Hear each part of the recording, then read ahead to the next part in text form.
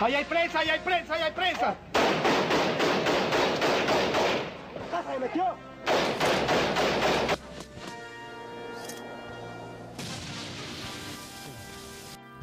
Las constantes injusticias hacia el pueblo salvadoreño y la inestabilidad política dieron como resultado 12 años del conflicto bélico interno entre la Fuerza Armada salvadoreña y un grupo de estudiantes campesinos y civiles que conformaron el movimiento guerrillero Frente Farabundo Martí para la Liberación Nacional, en sus siglas FMLN. Bueno, yo me movía en una bicicleta, tenía yo así de moto, estaba pasando en el parque, era más tranquilo, no había delincuencia, no había, pero muy poca, también había ladrones, cuchillos todavía, ya por eso voy a sacar un cuchillo, porque después de que fuera controlado. Y entonces éramos como testigos oculares de todas las marchas que había, de millón, porque algo así yo siempre fui testigo. Yo creo que la persona que está involucrada en el periodismo tiene que ser metida, va a andar caroleando, dice, para la noticia o los chambres, todas las cosas y ser metido, que no le cuenten, sino que uno ve y darse cuenta de qué es lo que está pasando.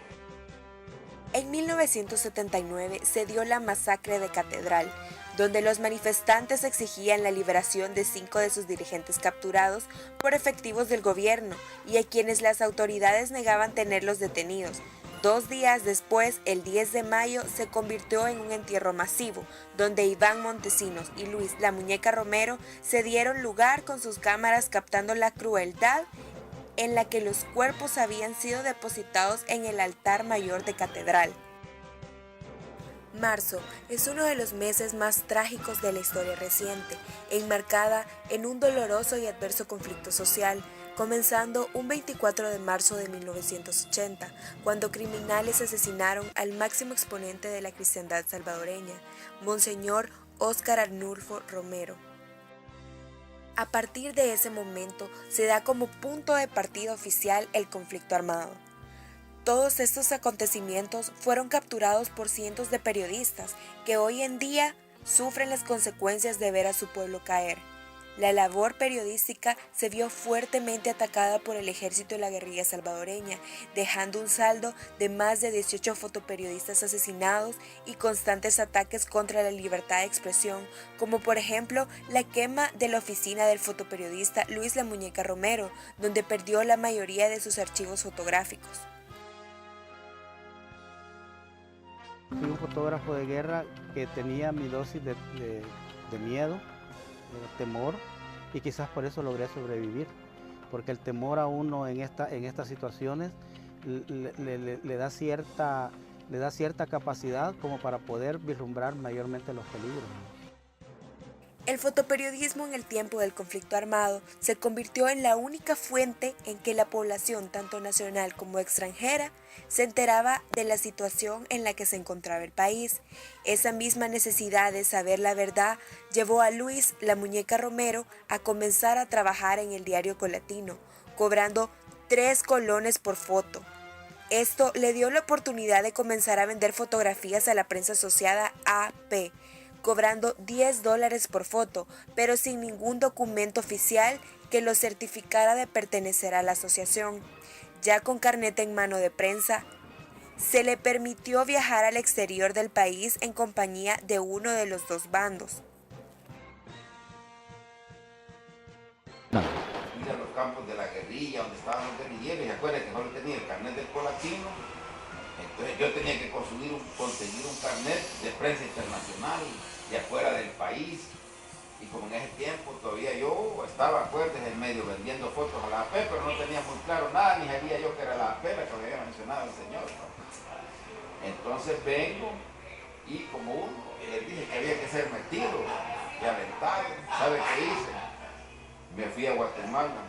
en esos buses que antes solo estaban, no estaban hasta bajar de la Pullman Tour y bueno, las otras líneas de buses.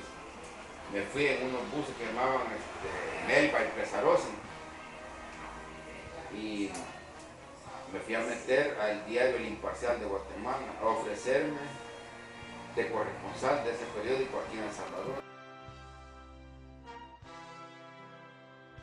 Por otra parte, es importante recordar que para la prensa nacional e internacional que cubrió el conflicto armado en la década de los 80, también marzo marcó las páginas de la historia con hechos fatales, ya que de los 18 periodistas fallecidos en el transcurso de la guerra, la mitad perecieron en marzo, y esto tiene una explicación, debido a que en este mes, por tradición, se han celebrado las elecciones para diputados, alcaldes y presidentes, eventos que en un contexto de guerra era de mucho riesgo cubrir para los periodistas, pues aumentaban las acciones bélicas entre el ejército y la guerrilla.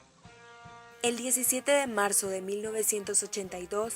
4 periodistas de nacionalidad holandesa que trabajaban para la televisión ICON fueron brutalmente asesinados por miembros del ejército salvadoreño en una zona de Chalatenango, cuando se dirigían a realizar un documental sobre la situación en que vivían los civiles en esa zona de guerra. En esta ocasión fallecieron los colegas periodistas Hans ter Lag, Jan Kieper, Johannes Willemson y Koos Kuster. La Comisión de la Verdad, en su informe final, expone con detalles las circunstancias en que murieron estos 4 periodistas de Holanda y cita nombres de militares responsables de comandar el batallón que llevó a cabo el operativo que terminó con la vida de los hombres de prensa, que como armas llevaban cámaras y equipo de televisión. A pesar de toda la investigación realizada, estas muertes han quedado en impunidad. También el 28 de marzo de 1982, fecha en que se realizaron los comicios para elegir diputados a una constituyente, murió el corresponsal extranjero Carlos Ruz Viera,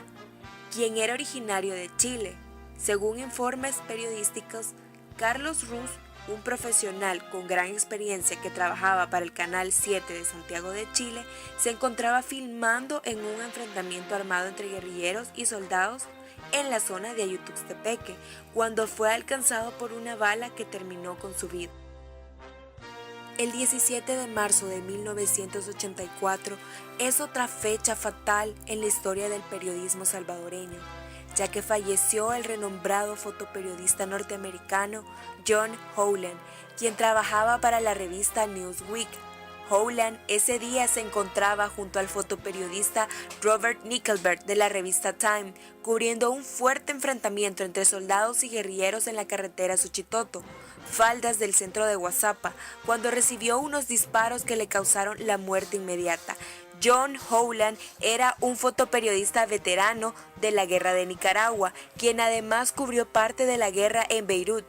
Llegó a El Salvador los primeros días de agosto de 1980 para hacerse cargo de la fotografía de la agencia noticiosa estadounidense United Press International, con sus siglas UPI. Para culminar las trágicas muertes de periodistas en el mes de marzo, debemos recordar lo acontecido aquel 19 de marzo de 1989, fecha de las elecciones presidenciales en que murieron abatidos a tiros 3 destacados periodistas, entre ellos 2 salvadoreños y un holandés. El primer incidente que conmocionó a la prensa nacional y extranjera fue la noticia que reportaba la muerte del periodista salvadoreño Roberto Navas, quien viajaba en una moto acompañado del fotoperiodista Luis Galdames, que resultó gravemente herido por los disparos de soldados de un retén militar en la base aérea de Ilopango. Posteriormente, en el transcurso de la mañana del día de las elecciones, se reportó el ametrallamiento de un vehículo de prensa de la televisión local, Canal 12, con el resultado fatal de la muerte del joven camarógrafo Mauricio Pineda. Según las declaraciones de colegas periodistas que iban en el vehículo, este estaba muy bien señalado,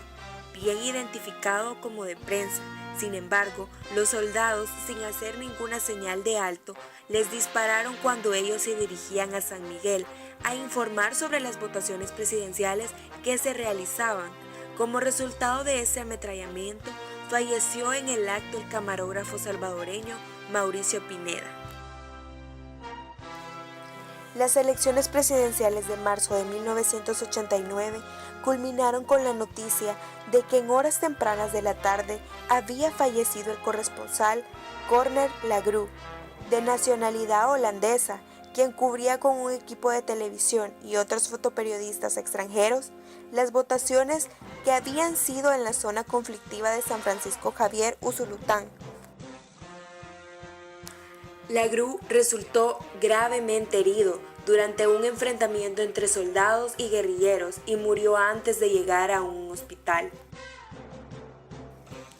El fotoperiodismo en la guerra no era mostrar el lado artístico de la muerte y la devastación, sino más bien mostrar la realidad de un pueblo donde desde niños y mujeres tuvieron que integrarse al conflicto y perder sus vidas por defender su verdad.